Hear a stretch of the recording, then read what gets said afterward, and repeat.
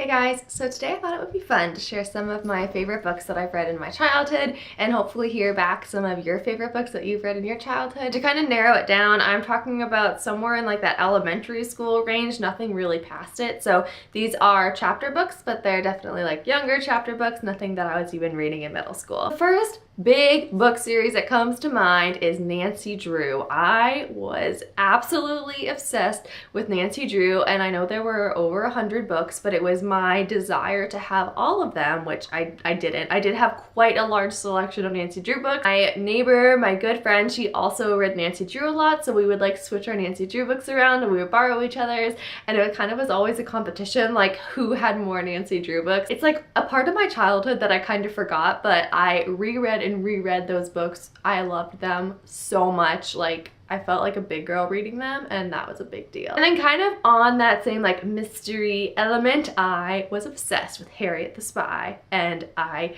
wanted to be Harriet the Spy, and I pretended to be Harriet the Spy. I loved how she kept her little notebook, and she kind of watched everyone and had all their secrets, and she kept them to herself. And I loved the movie with Rosie O'Donnell, which is just so weird. Another author I was a huge fan of was Roald Dahl, and he wrote so many amazing books that I reread over and over and over again. So my favorites of his, James and the Giant Peach, like that book was amazing. Matilda, which was also written by him, and that was, I think, the biggest book that I had read up to that point.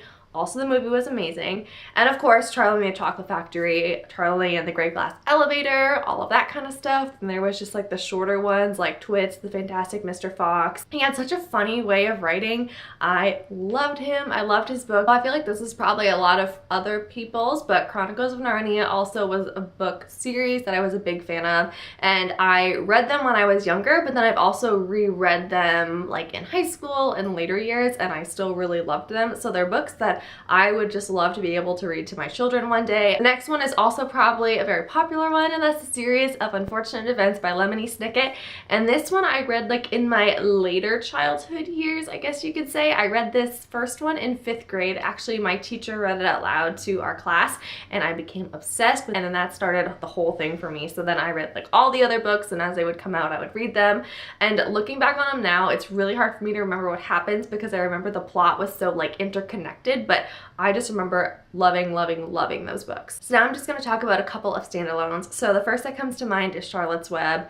I don't even know how many times I reread this book. It's like a book that I would just finish and then just immediately start rereading, and then I would watch the movie and then I would read the book again. Charlotte's Web was like my absolute favorite book like as a child, and this is like younger childhood I'm talking about. Like this is one of my first like big girl books, and it still has such a good place in my heart. It is such a wonderful story. Fun fact, Julie Andrews wrote a book called The Last of the Really Great Winged Doodles, and it's amazing. Like, I loved that book. That was another book that I just read over and over again. I went one time on a trip, and I had this one book that I got at the beginning of the trip, and I read it like 3 times in a row over the trip. Like I was one of those kids who would just reread and reread and reread books, but I guess kids are like that. Like a kid could watch the same Disney movie for like 2 weeks straight and it's just still great. And that's how I was with books. So Last of the Really Great Winged Doodles, it's one that's not talked about as much. I haven't really heard anyone talk about it since, but it's so good. Another favorite of mine was also The Secret Garden, and this was a book that I just wanted to live inside of. I love this story about this little girl, and she goes to live, I think it's with her uncle.